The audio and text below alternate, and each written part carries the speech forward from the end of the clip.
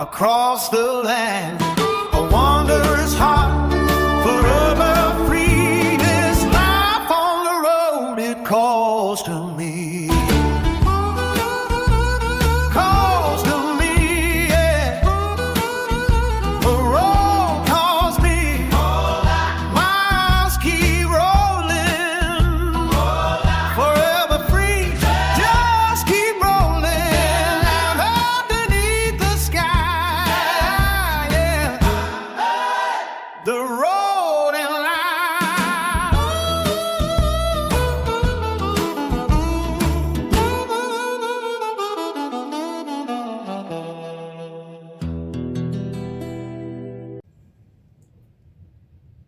Hi folks, I don't know if you can read that, but it says please subscribe, and it's it's just too bright out here, I guess, for it to show. The windows all around me. I'm out in my shuttle bus, and you can see I got one lens missing here. That's because I had cataract surgery on that eye, and so couldn't see anything out of that with my glasses on after that, because double correction, right? And anyway, so I'm going to show you some of the work I've been doing towards the electrical. There hasn't been a lot, but to protect that eye, I've got a pair of goggles, and for when I'm working down in some dark corners, I've got a pair of headlights that also can take magnifying lenses, but I don't really need that unless I'm trying to see the date on a coin or something like that. They got to do this eye over here in about 2.5 weeks, 2 weeks, 2 days, and then I'll be the same on both these eyes, but it's going to be for near, because the majority of what I do is seeing my tablet, playing on my phone, watching my TV, which is about this distance from where I am, maybe 3.5, 4 feet, because I'm sitting at my desk watching TV, or in my recliner watching my tablet, or playing on my phone. So anyway, I still got to have corrective lenses for distance, and that's what the one left lens over here is for distance. So I still have to wear that when I'm driving, although it's excuse me, one close eye and one far eye, but it's all right. I mean, the body can compensate pretty darn good. Anyway, I'm frog in my throat here for talking. I've been goofing around with building my electrical panel, and I'm going to show you what that looks like right now. But I'm going to change the camera here. Okay, let's start at the very top. This on the left here is a 6-switch switch panel, and it's got a 12-volt lighter plug, and it's got 2 USB adapters, and it's got a voltmeter that shows how many volts my batteries are at. And then to the right of that is an on-off switch for my large 2,000 watt inverter, so I don't have to crawl under the bed to turn it on and off. But I'll only be using that for a few minutes a day. Excuse me. Always does that. I always choke up when I'm trying to talk. That'll only be used when I'm cooking, and not cooking with gas. I'm cooking with microwave, toaster oven, toaster. There's one other thing. Oh, coffee maker. And then down below the electrical switches here, and that left switch you see up there with tape on it, that's to power up that whole panel. Otherwise I can shut all that off and shut off the LEDs and all that stuff. Down below it is a fuse block for 6 fuses. These are the automotive type quick blow fuses. And then below that, there's going to be, hang on a second here. Oh, yeah, a 20 amp. This one's 100, but it's going to be a 20 amp breaker. And that'll also be another shut off that I can do.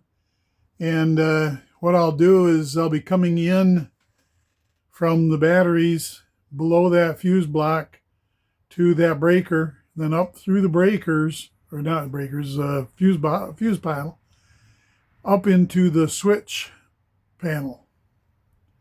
So I'll be able to shut off the breaker down below, power and everything off. And then the fuses, they've got a little light on them that if it blows a fuse, that'll light up a little light in that center strip there that you see. So I've got some safeties built in there. Then down here, I've got a shunt monitor, and that'll be monitoring the usage of the battery. It'll show me the voltage, how much I've used, all kinds of stuff. The shunt is hooked up to the negative, and all the power has to travel through, or the ground has to travel through the shunt. Down below that, let's go on down here to the blue. That's my 500 watt inverter. That's going to be on all the time. And the power coming to that is going to come from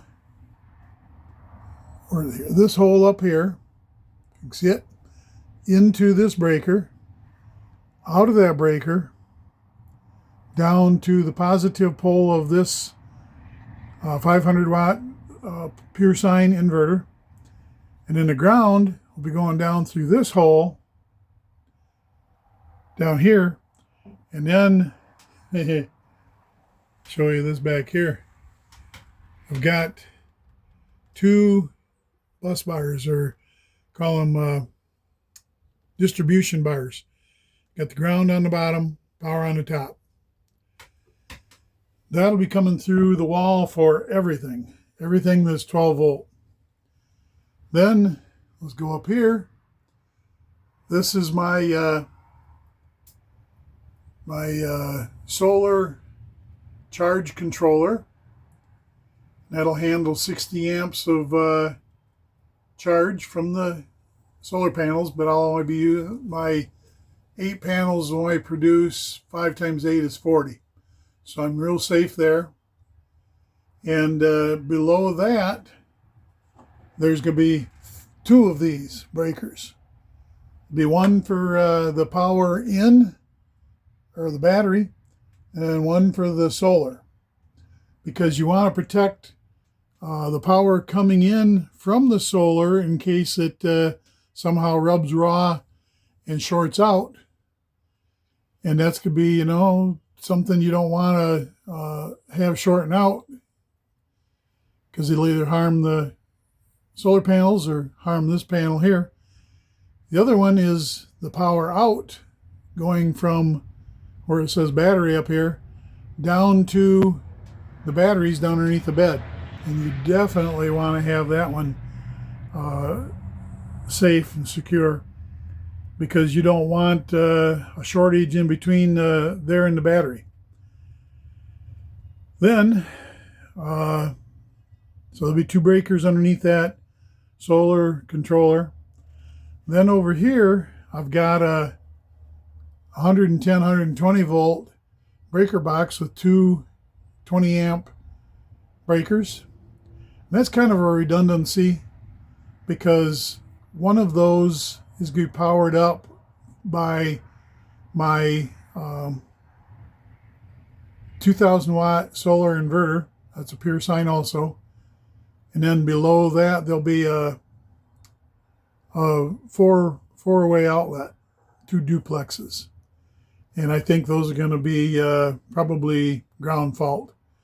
The other side is going to come from outside, from a receptacle that I have that they call shore power. And that'll be where 110 volt can come into the shuttle bus to if I'm at a campground, which I don't ever expect to be that, but maybe someday. But also it'll be where my generator will power into the inside here through that breaker. And that breaker there is, like I say, it's going to have four outlets, but only 2 of those are going to be used. Probably only one of them really.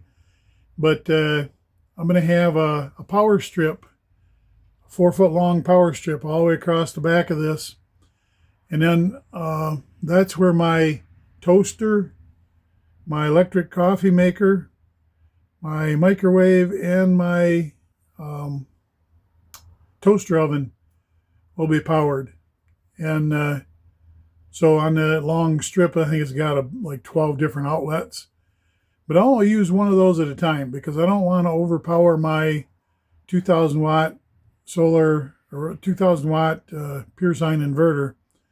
So, like I'll use the microwave, then maybe I'll use the coffee maker, make breakfast and then coffee. But so I'll have two of those outlets on each of those breakers. 2 of them will almost never get used. If I want to, I could separate that and make 3 outlets on solar on the, I keep saying that, on the pure sine inverter from down below, the big one, and then just one from the generator or the shore power, at a campground or whatever. That's really all I would need because it's just going to plug into that long power strip, and I'll have power all the way across the back of this counter. And this counter, mind the clutter here, but this counter's got my propane stove on it. It's got a bunch of stuff set in here that I'll be using up here. And so the next thing I got to do, because this is all of the panels that are going to be up here, is got to get to wiring. So the first thing I got to do is bring 12 volt on some heavy gauge wire from the battery up to these distribution bars, and then from distribution bars come through and connect to this inverter, which will be on all the time because that's going to be running my refrigerator, is going to run my electric recliner, and it seemed like there was one other thing. Well, the stove over here has an electric igniter. It'll be on that. And possibly I could run a smaller refrigerator, camping refrigerator that I've got that'll be up in the front underneath just as you're coming up the steps on the right. But I fully intend to run that off in 12 volt because that's it's more efficient that way. It's just that I've got to run some heavy wire up there from this same power here, from here. And I'll do that through another breaker if I use 110. But if I use 12 volt, that'll also have a breaker. Anyway, then the power will also come from that bar back here up to this breaker that's up here underneath this fuse block, and then up to all these switches. And those switches are going to be for things like a fan, a ceiling fan, LED lights, all of these plugs up here. And so I can see the voltage on that little gauge up there. And over to my water pump that goes to my propane hot water heater, instant hot water heater for taking showers, doing dishes, stuff like that. And so let's see, I think I've covered everything. And now I just got to get to the wiring. And so please subscribe. Please subscribe. Do it. Please subscribe, but also like and give me a comment. Thank you. We'll catch you in the next video.